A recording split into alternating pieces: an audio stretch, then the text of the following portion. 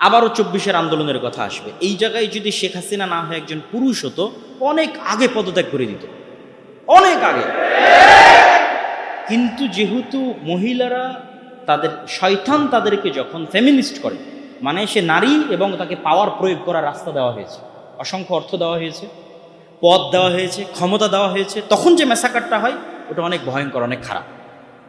এই জন্য স্বাভাবিকভাবে ইসলামের পারিবারিক নিয়ম হচ্ছে অর্থ উপার্জন করবে পুরুষ, পরিশ্রম করবে পুরুষ, আর মেয়ে তার সন্তান সন্ততিকে আরেকজন শক্তিশালী পুরুষে পরিণত করার জন্য কাজ করবে। এই জন্য আপনাদেরকে আরেকটা ছোট্ট জিনিস এখানে বলে যায়, এটা বাস্তবে প্র্যাকটিক্যাল পরীক্ষা করবেন।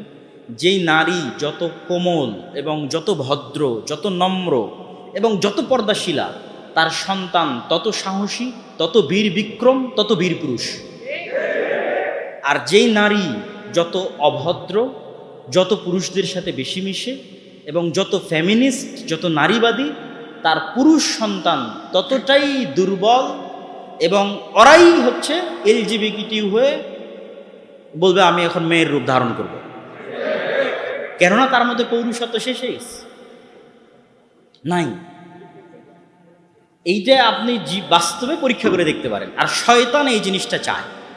এই জন্য খালিদ ইবনুল ওয়ালিদ, তারেক বিন জিয়াদ কেমন মেয়ের পেট থেকে জন্ম নিবে যে খুবই কোমল, খুবই নম্র, খুবই পর্দাশীলা, তার পেট থেকে খুবই ভয়ঙ্কর লেভেলের বীর বিক্রম, বীর পুরুষ, বীর মুজাহিদ জন্ম।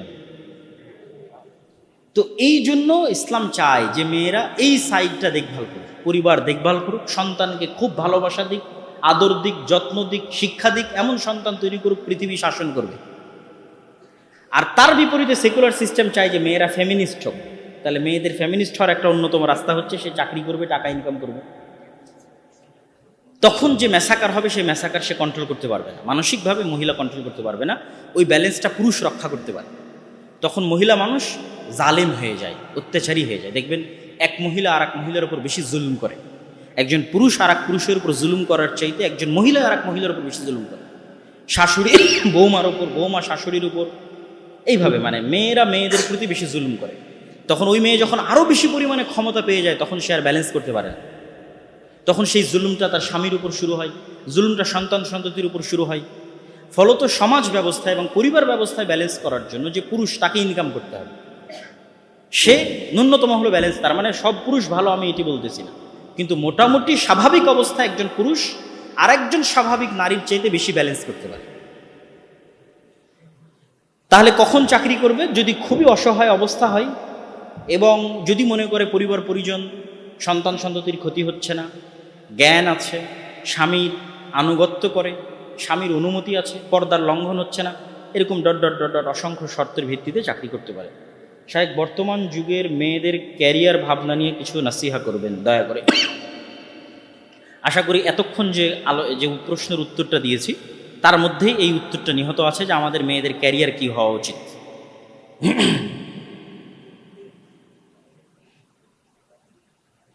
বিয়ের ক্ষেত্রে বিয়ের ক্ষেত্রে ব্যক্তিটি কি পূর্ব নির্ধারিত থাকে?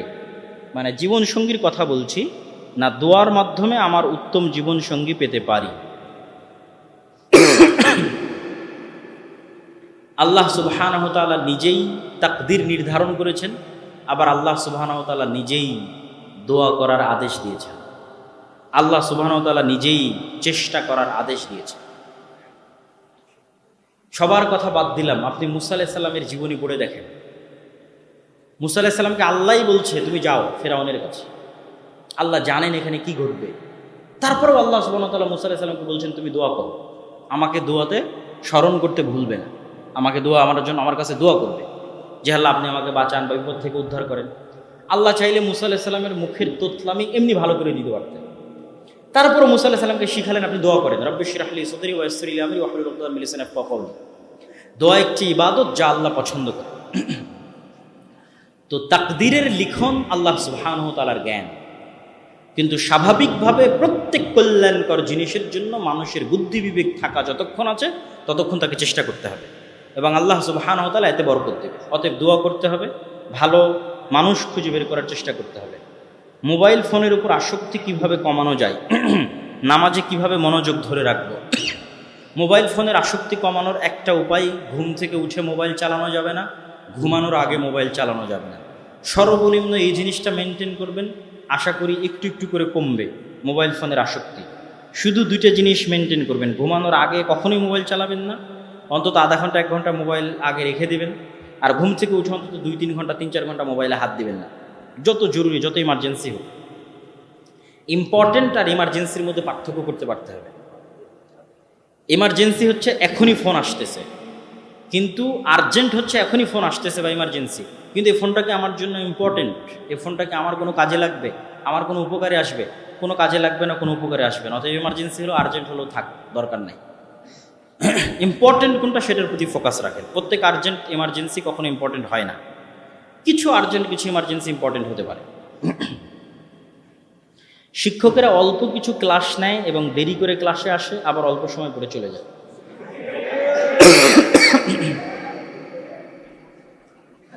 ছাত্ররা বৈষম্যের বিরুদ্ধে আন্দোলন করলো, তো এটা কি বৈষম্য নয়? তো এবং ছাত্রও যদি ক্লাসে অনুপস্থিত থাকে তাহলে ছাত্রও দুর্নীতিবাজ, আর শিক্ষকও যদি ক্লাসে দেরিতে আসে এবং আগে চলে যায় তাহলে শিক্ষকও দুর্নীতিবাজ। দুর্নীতি মানে শুধু টাকাই নয়, আপনার দায়িত্বের আমানতে যে আপনি খেয়ানত করতেছেন এটিও দুর্নীতি। আর এই দুর্নীতি বহির্বিশ্বে দেখা যায় না বলেই তারা এত উন্নত, আর এই দুর্নীতি আমাদের দেশে আছে বলেই আমরা এতটা অনুন্নত, এবং আমরা এটাকে অপরাধী মনে করি না। অথচ অবশ্যই দেরিতে আসলে এবং পূর্বে গেলে ওই বেতন হালাল হবে না, হারাম রিজিক, হারাম বেতন। এইটা শতভাগ সত্য কথা, এটা আমি মজাক করে বলতেছি না, এটাই সত্য। আপনাকে যে দায়িত্ব দেওয়া হয়েছে, যে দায়িত্বের জন্য আপনি বেতন নিচ্ছেন, এই প্রত্যেকটা টাকার জন্য, এই প্রত্যেকটা দায়িত্বের জন্য আপনি জিজ্ঞাসিত হবেন। ঠিক যারা এখানে পড়তে এসেছে, যাদের পেছনে সরকার ভর্তুকি দিচ্ছে, খরচ দিচ্ছে, বিল্ডিং তৈরি করে দিয়েছে, খাবার ব্যবস্থা করে দিয়েছে, তারাও যে পড়াশোনা না করে আড্ডাবাজি করতেছে, এদেরকেও এই সময় নষ্ট করার জন্য, এই টাকাগুলো নষ্ট করার জন্য, এই অর্থ, এই বিল্ডিংগুলো নষ্ট করার জন্য জবাবদিহি করতে হবে। এগুলো সবই হচ্ছে দুর্নীতি। আমরা জাতিগতভাবে একটি দুর্নীতিগ্রস্ত জাতি, আল্লাহ না করুক, একদম টপ টু বটম জাতিগতভাবে দুর্নীতিগ্রস্ত জাতি। কিভাবে এটির থেকে বের হওয়া যায় চেষ্টা করতে হবে।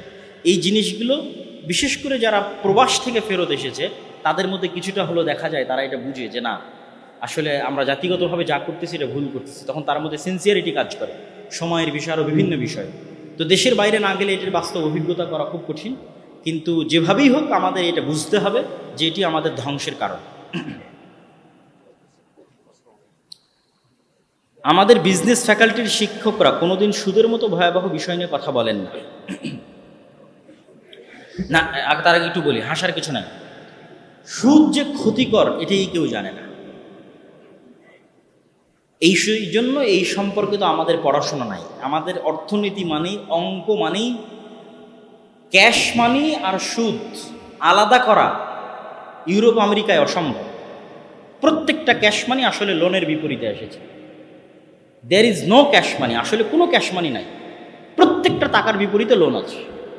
তাহলে এখানে কোনো অর্থনীতি নাই সুদ ছাড়া। ঠিক ওই সিস্টেমটাই আমাদের বিজনেস বলেন, ফাইন্যান্স বলেন, সব জায়গায় প্রবেশ করে আছে।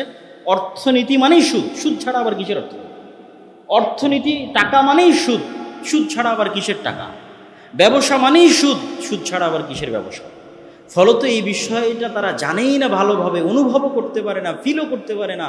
সুদ কি, আল্লাহ কেন সুদ হারাম করলেন, সুদ কেন ক্ষতিকর, আর সুদ কিভাবে মানুষকে গোলাম বানায়। অতএব আগে আমি অনুরোধ করবো আমাদের সম্মানিত শিক্ষকদের, তারা যেন অবশ্যই সুদ নিয়ে পড়াশোনা করে, অন্তত নিজে জানার জন্য হলে, যে আল্লাহ কেন এতটা কঠোরভাবে বললেন সুদ হচ্ছে আল্লাহ রাসূলের বিরুদ্ধে যুদ্ধ।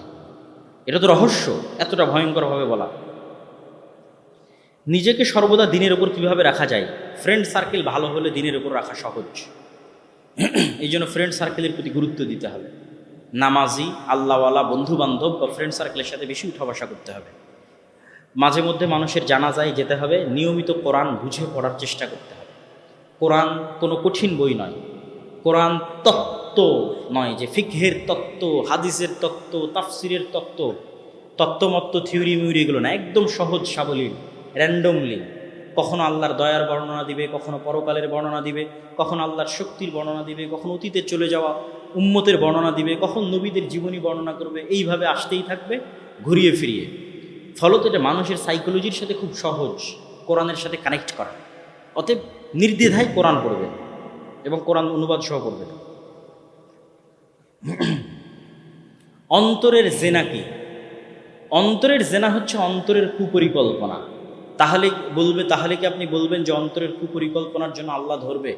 আল্লাহ সুবহানাহু ওয়া তাআলা, রাসূল সাল্লাল্লাহু আলাইহি ওয়াসাল্লাম আল্লাহ সুবহানাহু ওয়া তাআলার পক্ষ থেকে বলে দিয়েছেন, ইন্নাল্লাহ তাজাওয়াজা আন উম্মতি, আল্লাহ আমার উম্মতের অন্তরের কুপরিকল্পনা মাফ করে দিয়েছেন।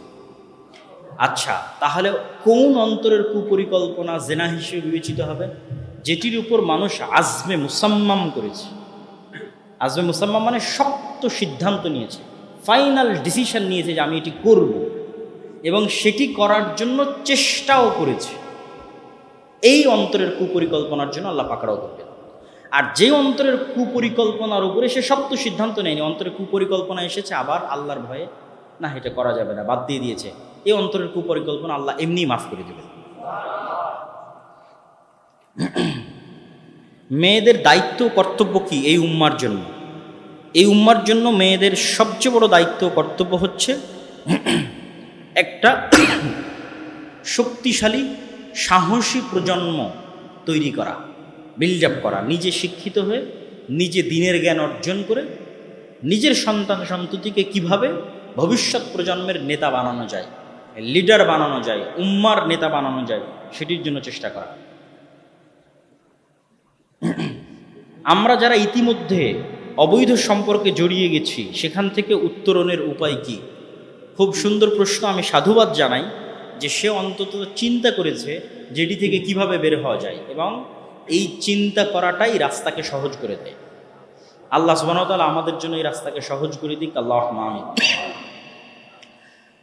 তো ধারাবাহিক 5 ওয়াক্ত সালাত জামাতে মসজিদে আসা, এটা আরেকটু অ্যাড করি। আমি শুরুতে শুধু সালাতের কথা বলেছি। আপনি অবৈধ সম্পর্কে আছেন, আপনি পরীক্ষা করে দেখবেন আপনি নামাজি হলেও 5 ওয়াক্ত সালাত জামাতে আসতে পারেন না। মানে 5 ওয়াক্ত সালাত এই জামাতে প্রথম অবস্থায় আসতে পারেন না। ওই 2-1 ওয়াক্ত জামাতে যান, 2-1 ওয়াক্ত পড়েন, 2-1 ওয়াক্ত মিস দেন। প্রথমত আগে আপনার অন্তরকে আপনার ফুল কন্ট্রোল নিতে হবে। এই জন্য 5 ওয়াক্ত সালাতেই জামাতে আসতে হবে। অন্তত টানা 40 দিন 5 ওয়াক্ত সালাতে জামাতে আসতে হবে। এই চ্যালেঞ্জটা আপনি অতিক্রম করেন, আল্লাহ আপনার জন্য রাস্তা সহজ করে দেবে। আর এই চ্যালেঞ্জ যদি আপনি অতিক্রম করতে না পারেন, তাহলে আপনার মনকে তো আপনি কন্ট্রোল করতে পারবেন না। কন্ট্রোল করতে হলে তো কিছু প্র্যাকটিস করতে হবে, যে আমি ওই মেয়ের সাথে কথা বলবো না, এটা তো একটা কন্ট্রোলিং পাওয়ার। কন্ট্রোলিং পাওয়ার তো আগে অর্জন করতে হবে। তাহলে প্রথমবার বলেছিলাম শুধু সালাত, এবার যুক্ত করে দিলাম 5 ওয়াক্ত সালাত জামাতে অন্তত টানা 40 দিন। এটা একটা যুদ্ধ, চ্যালেঞ্জ। এই চ্যালেঞ্জটা অতিক্রম করেন, আপনার জন্য আল্লাহ রাস্তা সহজ করে দিবে। আচ্ছা, আর আপনি নিজেকে এই বলে বুঝ দিবেন, এই বলে আপনি নিজেকে বুঝ দিবেন, নিজেকে কাজে ব্যস্ত রাখার চেষ্টা করবেন, প্রোডাক্টিভ রাখার চেষ্টা করবেন, পিতামাতা দেশ ও জাতির জন্য কিছু করার চিন্তা রাখবেন। নিজেকে যত বেশি ব্যস্ত রাখবেন পড়াশোনা, কাজ ইত্যাদিতে, দেশ ও জাতির কাজে, ফ্রেন্ড সার্কেল যত ভালো হবে, তত আপনি ওই ধরনের বিষয়গুলো থেকে আপনার জন্য বের হয়ে আসা সহজ হবে। আর নিজের মনের উপর কন্ট্রোল পাওয়ার বৃদ্ধি করতে হবে। স্মরণ শক্তি বৃদ্ধি করার উপায় কি? পড়ালেখার সর্বোত্তম সময় কখন? মোবাইল অ্যাডিকশন দূর করার উপায় কি? স্মরণ শক্তি বৃদ্ধি করার উপায় হচ্ছে লেট নাইট ঘুমানো যাবে না, যেটা আমাদের ক্যাম্পাসগুলোতে ছাত্রদের কমন স্বভাব। 4 বছরও মনে হয় কেউ 1000 চেষ্টা করেও তাড়াতাড়ি ঘুমাতে পারে না, আল্লাহ ভালো জানে। তো আপনি অস্ট্রেলিয়ার মানুষদের জীবনী দেখেন, মানে তাদের এখান থেকে ফোন দিয়ে শুনেন যে অস্ট্রেলিয়ার মানুষরা কখন ঘুম থেকে উঠে। ইংল্যান্ড ইউরোপে নাই, ওরা দেরিতেই ঘুমায় এবং দেরিতে উঠে, বাট অস্ট্রেলিয়ারা আগে ঘুমায়, আগে উঠে। এবং পৃথিবীতে যারা ধনী ব্যক্তি আছে, শ্রেষ্ঠতম ব্যক্তি আছে, উদ্যোক্তা আছে, তাদের জীবনী গুগলে সার্চ দিয়ে পড়েন তারা কখন ঘুম থেকে উঠে। সবচেয়ে বেশি বরকতময় সময় আল্লাহ এই উম্মতের জন্য সকালে রেখেছে, ফজর এবং ফজরের পরে রেখেছে। আপনার ব্রেইন যেই পরিমাণ শার্প, অ্যাক্টিভ, প্রোডাক্টিভ ফজরের পরে থাকবে, যেই পড়া আপনি ফজরের সময় আধা ঘন্টায় করতে পারবেন, ওই পড়া গভীর রাতে 3-4 ঘন্টাতে হওয়া কঠিন আছে। এই জন্য স্মৃতিশক্তি বাড়ানোর জন্য অবশ্যই তাড়াতাড়ি ঘুমাতে হবে, তাড়াতাড়ি ঘুম থেকে উঠতে হবে এবং এটিকে যে কোনো মূল্যে বাস্তবায়ন করার চেষ্টা করতে হবে। আরও অসংখ্য ভয়ঙ্কর রোগ ব্যাধি মানসিক সমস্যার জড় হচ্ছে দেরিতে ঘুমানো, দেরিতে উঠা। 8টা 9টা 10টায় ঘুম থেকে উঠে কখনো কেউ উন্নত সফল সাকসেসফুল হতে পারবে না। তো স্মৃতিশক্তি বাড়ানোর জন্য আপনি অবশ্যই পড়ালেখা করার সর্বোত্তম সময় সকালে, আর স্মরণশক্তি বৃদ্ধি করার জন্য রাতে না ঘুমিয়ে সকালে ওঠার চেষ্টা করবেন। পড়তে বসার আগে বিভিন্ন যে দোয়াগুলো আছে সবারই মুখস্থ থাকার কথা, রব্বি জিদনি ইলমা, আল্লাহুম্মা ফাক্কিহনি ফিদ্দীন, আল্লাহুম্মা আল্লিমনিল হিকমা, হে আল্লাহ আপনি আমাকে জ্ঞান দিন। সূরা ফাতিহা, আয়াতুল কুরসি, নাস, ফালাক, ইখলাস, রব্বি ইশরাহ লি সাদরি, এগুলো পড়লে অবশ্যই জ্ঞান বৃদ্ধি পায় এবং স্মৃতিশক্তি বেশি কাজ করে।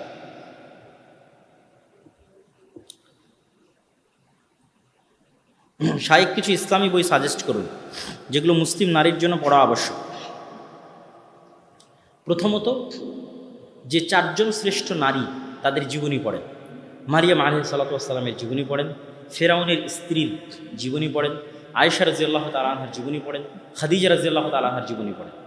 আরও যারা শ্রেষ্ঠতম নারী রাসূল সাল্লাল্লাহু আলাইহি ওয়াসাল্লামের যুগে বা তার পূর্বে অতিক্রম করে গেছে তাদের জীবনী পড়েন। এবং একটা বই পাওয়া যায় যে পৃথিবীর যারা হাদিস বর্ণনাকারী মুহাদ্দিসা, নারী মুহাদ্দিসা, তাদের উপর একটা গবেষণা আছে ইন্ডিয়ার একজন লেখক আকরাম নাদভি, এটা সম্ভবত বাংলাতে অনুবাদ হয়েছে। শুধু মুহাদ্দিসা, মুফাসসিরা, হাদিস বর্ণনাকারী মহিলা মানুষ, হাদিসের উপর পণ্ডিত, তাদের জীবনী তুলে ধরা আছে। এই জীবনীগুলো থেকে আপনি অনেক উৎসাহিত হবেন। পরীক্ষার হলে অন্যের দেখে নকল করা ইসলামের দৃষ্টিতে কি? এটি মনে হয় আর উত্তর দেওয়ার দরকার নাই, কেননা এটি আসলে বলার অবকাশ রাখে না। ব্যাংকে চাকরি হালাল নাকি হারাম, রিজিকের উপর যে আলোচনা করলাম এবং সুদের ইকোসিস্টেমের উপর যে আলোচনা করলাম সেটি যথেষ্ট। আপনি ইহুদিদের তৈরি করা ইকোসিস্টেমের অংশ হবেন, না ইহুদিদের তৈরি করা ইকোসিস্টেমের বিরুদ্ধে যুদ্ধ করবেন, যে ইকোসিস্টেমে তারা চায় কেউ যেন সুদমুক্ত না থাকতে পারে। আপনি যদি যুদ্ধ করতে চান, আল্লাহ আপনার জন্য রিজিকের রাস্তা উন্মুক্ত করে দিবে। পৃথিবীতে কেউ না খেয়ে মারা যায় না। আল্লাহ বলেছিল, তাকতুলা আওলাদাকুম খাশিয়াতা ইমলাক, তোমাদের সন্তানদের রুজির ভয়ে হত্যা করিও না, তোমাদেরকেও খাওয়াই আমি, তোমাদের সন্তানদেরকেও খাওয়াই আমি। আর একদম খাঁটি বাংলায় উচ্চারণ করলে এইভাবে উচ্চারণ করা যাবে, তোকেই তো আমি খাওয়াই রে, তো তোর সন্তানকেও কি তুই খাওয়াবি না আমি খাওয়াবো। মানে যদি খাঁটি বাংলায় অনুবাদ হয় যে লা তাকতুলা আওলাদাকুম, তোমরা তোমাদের সন্তানদের হত্যা করিও না, কেননা তোকেই এখন পর্যন্ত আমি খাওয়াই, এখন পর্যন্ত তোর খাওয়ার মালিক তুই নিজে হতে পারিস না, তো তোর যে সন্তান আসবে সেই সন্তানের মালিক তুই কবে? তো আল্লাহ সুবহানাহু ওয়া তাআলা রিজিকের মালিক, রিজিকের রাস্তা বন্ধ হবে না, মানুষ কেউ না খেয়ে মারা যাবে না। ভাগ্য কি পূর্ব নির্ধারিত? এই উত্তর দিয়েছি। ভাগ্য মূলত আল্লাহর জ্ঞান। ছাত্রছাত্রীরা হিন্দু বা বিধর্মীদের বাসায় প্রাইভেট পড়ায়, এ সময় নাস্তা বা কিছু খাইতে দেওয়া, এটা কি খাওয়া যাবে? কোনো সমস্যা নেই যদি হালাল হয়, যদি তাদের ধর্মীয় কোনো কিছু না হয় এবং হারাম কিছু না হয়।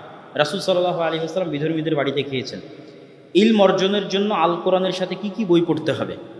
ইলম অর্জনের জন্য কোরআনের সাথে কোরআন যদি শিখা হয়, কোরআন, এখানে আমি ছাত্রদের একটু উপদেশ দিব যে হাজি দানেশের যে ছাত্ররা আজকের অনুষ্ঠানের সাথে যুক্ত আছে তাদেরকে সহ যারা আজকে এই অনুষ্ঠানে অংশগ্রহণ করেছে, আপনারা বিশ্ববিদ্যালয় যেহেতু পড়াশোনা কেন্দ্রিক, এই দাওয়াতি কাজটা যদি আপনারা ধরে রাখতে চান, আপনাদেরকে বইভিত্তিক পাঠচক্র বা গ্রুপ স্টাডি করতে হবে।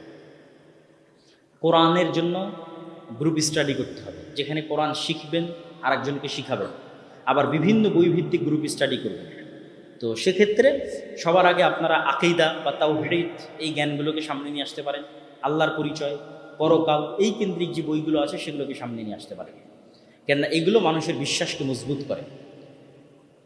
আর পাশাপাশি আমাদেরও বই পুস্তকগুলোকে মূল্যায়ন করতে পারেন। যেমন মাসিকাল ইতিসাম আছে, নিয়মিত লিখি, অন্তত মাসিকাল ইতিসামের সম্পাদকীয়টা আপনারা কোনো এক সপ্তাহে গ্রুপ স্টাডি করলেন, আজকে সম্পাদকীয়তে কী লেখা আছে সেটার পক্ষে বিপক্ষে আলোচনা হলো। জ্ঞান কেন্দ্রিক যত চর্চা বাড়বে, আপনাদের দাওয়াতি কাজ তত গতিশীল হবে। জ্ঞানবিহীন দাওয়াতি কাজ ঠুনকো এবং অস্থায়ী। অতএব ছাত্রদের প্রতি আমি উপদেশ দিব, নাসিহা করব, এবং যারা আয়োজন করেছে তারাও যদি চায় পার্সোনালি আমার সাথে অনুষ্ঠান পরে দেখা করতে, তাদেরকে উদ্দেশ্যে আরও কিছু পরামর্শ দিয়ে যাব ইনশাল্লাহ। পোস্টার বা ব্যানারে ছবি দিয়ে প্রচারণা চালানো যাবে কি না? অনলাইনে জিনিসটা স্থায়ী থাকে না, এই জন্য অনলাইনের বিষয়টা, আচ্ছা প্রথমত আগে বলি, প্রথমত কথা হচ্ছে, ছবি মূর্তি কোনো কিছুই ইসলামের দৃষ্টিতে কখনোই পছন্দনীয় এবং গ্রহণীয় নয়, 1 নাম্বার। 2 নাম্বার, শর্ত সাপেক্ষে সেটিকে প্রয়োগ করার কথা এই যুগের আলেম ওলামারা বলেছে। কি শর্ত সাপেক্ষে? যদি সেটা দিনের কাজে ব্যয় হয়। তো দিনের কাজে ব্যয় হয়, মোবাইলের মধ্যে তো মোবাইল থেকে হারিয়ে যাচ্ছে, কিন্তু যখন একটা ছবি প্রিন্ট হচ্ছে তখন সেটি ঝুলন্ত থাকতেছে, সেটির প্রতি সম্মান বা শ্রদ্ধাও চলে আসতে পারে মানুষের অন্তরে। এই জন্য সেটি থেকেও বিরত থাকার চেষ্টা করতে হবে। তবে যদি নিতান্তই সাময়িক সময়ের জন্য, জাস্ট প্রচারের জন্য করা হয়, তারপরে আবার খুলে ফেলা হয়, কোথাও সম্মানের জন্য ঝুলিয়ে না ফেলা হয়, ফিতনার আশঙ্কা না থাকে, সেটি ভিন্ন বিষয়। কোরআন ও সহিহ হাদিস থেকে মানুষকে আচ্ছা, আফগানিস্তানের শাসন সম্পর্কে আমরা কেমন ধারণা রাখব? প্রথমত, তাদের আকীদা বা তাদের আমল কি, এই নিয়ে বিতর্ক থাকতে পারে, এই নিয়ে কমেন্টস করাও যেতে পারে, পরামর্শ দেওয়া যেতে পারে, দাওয়াতও দেওয়া যেতে পারে, আলোচনাও করা যেতে পারে। কিন্তু শাসন ব্যবস্থায় তারা ন্যায়পরায়ণতা এবং সত্যবাদিতায় স্ট্রিক্ট। যেটি আমি আজকের জুমার খুতবায় বলেছি যে আমরা জাতিগতভাবে সত্যবাদী এবং ন্যায়পরায়ণ না হওয়ার কারণে উন্নত হতে পারছি না। আমাদের আলেম ওলামারাও সত্যবাদী এবং ন্যায়পরায়ণ না হওয়ার কারণে আল্লাহ আমাদের রাষ্ট্র ক্ষমতা দিচ্ছেন। আমাদের মসজিদ, মাদ্রাসা, ইসলামী দল, সংগঠন, সব জায়গায় সালাত, সিয়াম, আলহামদুলিল্লাহ, মাশাআল্লাহ, আকীদা, জ্ঞান সব ঠিক আছে। সত্যবাদিতা এবং ন্যায়পরায়ণতা নেই। সত্যবাদিতা ন্যায়পরায়ণতা না থাকলে আল্লাহ মাফ করলে জান্নাতে যাওয়া যাবে, কিন্তু সত্যবাদিতা ন্যায়পরায়ণতা না থাকলে আল্লাহ রাষ্ট্র ক্ষমতা দেবেন। তো আফগানিস্তানে যারা রাষ্ট্র ক্ষমতায় গেছে তারা এই জিনিসটা খুবই শক্তভাবে বাস্তবায়ন করেছে, সত্যবাদিতা এবং ন্যায়পরায়ণতা। ফলত জনগণের আস্থা তারা অর্জন করতে পেরেছে। জনগণের আস্থা অর্জন করা একটা বড় ব্যাপার। আপনি শুধু ইসলাম দিয়ে, কোরআন হাদিস দিয়ে, বক্তব্য দিয়ে জনগণের আস্থা অর্জন করতে পারবেন না। জনগণ দেখতে চায় আপনি কতটা সমাজের সাথে সম্পৃক্ত, কতটা দেশের কল্যাণে কাজ করছেন, আপনি কতটা ন্যায় নিষ্ঠা, ন্যায়পরায়ণ। কিন্তু আমরা আলেমরা তো দেশের সমাজ বিচ্ছিন্ন। আমাদের নবী মুহাম্মদ সাল্লাল্লাহু আলাইহি ওয়াসাল্লাম লেখকও ছিলেন না, গবেষকও ছিলেন না, আবার তিনি পড়াও জানতেন না। ফলত তার লাইব্রেরিও ছিল না যিনি তিনি পড়বেন, লিখবেন, গবেষণা করবেন। আল্লাহ তাকে জ্ঞান শিক্ষা দিতেন, তিনি মানুষের মধ্যে সময় কাটাতেন, সমাজের সেবায়, মানুষের সেবায়। ফলত তার ন্যায়নিষ্ঠা, তার সত্যবাদিতা পৃথিবীতে প্রমাণিত হয়েছে। মানুষ তার নেতৃত্ব মেনে নিয়েছে। কি ইহুদি, কি খ্রিস্টান, কি মুশরিক নেতৃত্ব মেনে নিয়েছে, কেননা ন্যায়পরায়ণতা এবং সত্যবাদিতায় উনি আসমানের শীর্ষস্থানে অবস্থান করছে। কিন্তু আমরা আলেম ওলামা, ইসলামী দল, সংগঠন, মসজিদ, মাদ্রাসা, আমাদের মধ্যে সব কিছু আছে আলহামদুলিল্লাহ, মাশাআল্লাহ, কিন্তু আমরা ওই একটা জায়গায় পিছিয়ে আছি। আমরা ইসলামী দল পরিচালনা করতে গিয়ে ন্যায়পরায়ণতা বাস্তবায়ন করতে পারছি না। কোন কর্মীকে পদ দিব, কোন কর্মীকে পদ দিব না, কে বেশি চামচামি করছে, কে চামচামি করছে না, কে যোগ্য, কে যোগ্য না, কোনটার ভিত্তিতে মূল্যায়ন করবে এটা আমরা জানি। আর গত 15 বছর ফ্যাসিজম টিকেও ছিল এটির কারণে। নামাজি, হাজি, দানবীর, ওসি, ডিসি, এসপির অভাব বাংলাদেশে ছিল না, আজও না। কিন্তু ওসি, ডিসি, এসপি তার পদের প্রতি ন্যায়পরায়ণ হবে, আমানতদার হবে, এরকম ওসি, ডিসি, এসপির অভাব আছে। তো এরকম OC, DC, SP, sub registrar, সচিব যদি হয়, ক্ষমতায় যেই আসুক দেশে শান্তি প্রতিষ্ঠিত হয়। এগুলোকে বলা হয় শক্তিশালী ইনস্টিটিউট। ইংল্যান্ড এবং আমেরিকায় গণতন্ত্র কেন ফাংশন করে? গণতন্ত্র এই জন্য ফাংশন করে, ওদের ইনস্টিটিউট শক্তিশালী, বিচার বিভাগ শক্তিশালী, পুলিশ শক্তিশালী, আর্মি শক্তিশালী, সচিবালয় শক্তিশালী। মানে যে যার জায়গায় দায়িত্বে আছে সে তার দায়িত্বের জায়গায় স্ট্রিক্ট, ন্যায় এবং সৎ। ফলত ক্ষমতায় ডোনাল্ড ট্রাম্প কি জো বাইডেন এটা অতটা ম্যাটার করে না। কিন্তু আমাদের দেশে গণতন্ত্র ফাংশন করে না, কারণ আমাদের দেশে যেই ক্ষমতায় আসে সে পুরো শাসন ব্যবস্থাকে ম্যানিপুলেট করে, পুরো শাসন ব্যবস্থাকে দুমড়িয়ে মুচড়িয়ে নিজের পকেটের মধ্যে ঢুকিয়ে ফেলে। কি বিচার বিভাগ, কি আইন বিভাগ, কি পুলিশ, সব কিছু একাই শেখ হাসিনা। বিচার বিভাগও শেখ হাসিনা, পুলিশও শেখ হাসিনা, সব কিছু তিনি। তো এই মেন্টালিটির কারণে কখনোই ন্যায়পরায়ণতা এবং সত্যবাদিতা প্রতিষ্ঠিত হতে পারে না। আর যারা তার অধীনস্থ তাদের মেরুদণ্ড সোজা নয়। ওই জন্য বলেছি যে এমন মা লাগবে যে মেরুদণ্ড সোজাওয়ালা পুস্তক এবং সেকুলারিজমের উপর প্রতিষ্ঠিত শিক্ষা কারিকুলাম। আমাদের অন্তরে এমন কিছু পয়জন ঢুকিয়ে রাখে যা যুগ যুগ চেষ্টা করলেও বের হবে না। তার একটা হচ্ছে এটা, আগে কেরিয়ার পরে বিবাহ। এটি হচ্ছে বস্তুবাদী দুনিয়ার সেকুলারিজমের উপর ভিত্তি করে তৈরি হওয়া শিক্ষা ব্যবস্থার ট্রেন্ডিং। এটি আমাদের সিলেবাসে আমাদের শেখানো হয়েছে, আমাদের বাবা মায়েরা শিখেছে, আমরা শিখছি। এটা থেকে বের হওয়া খুবই কঠিন। তো প্রথমত পিতা মাতাকে নাসিহাত করতে হবে, তাদেরকে কোরআন এবং হাদিসের জ্ঞানকে প্রাধান্য দেওয়ার জন্য অনুরোধ করতে হবে, এবং অবশ্যই প্রাপ্ত বয়স্ক অবস্থায় উপযুক্ত পাত্র বা পাত্রী পাওয়া গেলে বিবাহ দেওয়ার চেষ্টা করতে হবে। আল্লাহ সুবহানাহু ওয়া তাআলা কোরআন মাজিদে বলেছে, তোমরা তোমাদের ইয়েতিমদের বিবাহ দাও, আল্লাহ তোমাদেরকে ধনী করে দিবে। তো ইয়েতিমের সাথে আপনি অসহায়, অর্থনৈতিকভাবে অসহায় লাগিয়ে দেন, আল্লাহ তোমাদেরকে ধনী করে দিবে, অর্থের ব্যবস্থা করে দিবে। আর যেহেতু রিজিকের দায়িত্ব আল্লাহ নিজে নিয়ে রেখেছে, ওয়ামা মিন দাব্বাতিন ফিল আরদি ইল্লা আলাল্লাহি রিজকুহা, পৃথিবীতে একটা পিঁপড়া চললেও তার রিজিকের দায়িত্ব আমি আল্লাহ। কুল্লুকুম জায়' ইল্লা মান আত'আমতু, তোমরা সবাই ক্ষুধার্ত তবে আমি যাকে খেতে দিয়েছি। কুল্লুকুম আরিন ইল্লা মান কাসাউতু, তোমরা সবাই উলঙ্গ তবে আমি আল্লাহ যাকে কাপড় পরার তৌফিক দিয়েছি। তাহলে কত শক্তভাবে আল্লাহ বলছে যে আমরা সবাই ক্ষুধার্ত, কিন্তু খেতে পেয়েছি কে খাইয়েছে? আল্লাহ খায়, আল্লাহ নিজে বলতেছে। তো এই জন্য সকলের রিজিকের দায়িত্ব আল্লাহ নিয়েছে। ওমাই ইয়াত্তাকিল্লাহ ইয়াজআল লাহু মাখরাজা, যে ব্যক্তি আল্লাহকে ভয় করবে আল্লাহ তার জীবন চলার পথ কোনো না কোনোভাবে ব্যবস্থা করে দিবেন। ওয়া ইয়ারযুকহু মিন হাইথু লা ইয়াহতাসিব, আর আল্লাহ তাকে কোথায় থেকে রিজিক দিবেন ও নিজেও বুঝতে পারবেন।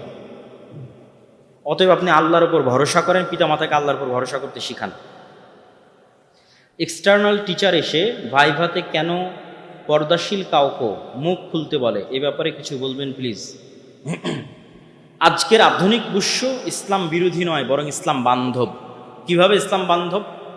এটি আমাদের সংকীর্ণতা। আপনি বাংলাদেশের ইউনিভার্সিটি কলেজগুলোতে যাবেন, আপনাকে বলবে যে আপনি মুখ খুলেন, কথার কথা আমি বলতেছি। বা অনেক মুসলিম দেশের ইমিগ্রেশন ক্রস করবেন, বলবেন মুখ খুলেন। কিন্তু দেখা যাচ্ছে আপনি ইংল্যান্ডের ইমিগ্রেশন ক্রস করতেছেন, আপনাকে মুখ খোলার কথা বলা হবে না। কেন? অত্যাধুনিক প্রযুক্তি, আমার ফিঙ্গারপ্রিন্ট দিয়ে সে আমাকে ফাইন্ড আউট করতে পারতেছে আমার পরিচয়, আমার আইডেন্টিটি, কেন আমার মুখ দেখবে? তাহলে আপনার যদি ছাত্রীর পরিচয় আইডেন্টিটি করার প্রয়োজন হয়, আপনি উন্নত ব্যবস্থাপনা করেন। এত বড় বিজ্ঞান ও প্রযুক্তি নাম লাগিয়ে রেখেছেন, ফিঙ্গারপ্রিন্টের ব্যবস্থা থাকবে না পরিচয় নেওয়ার জন্য? তাহলে কিসের বিজ্ঞান হলো আর কিসের প্রযুক্তি হলো? বিজ্ঞান ও প্রযুক্তি বিশ্ববিদ্যালয়ে যদি ছাত্রীকে পরিচয় দিতে মুখ খোলা লাগে, তাহলে এটা তো বিজ্ঞান প্রযুক্তি হলো না, অন্ধত্ব হলো।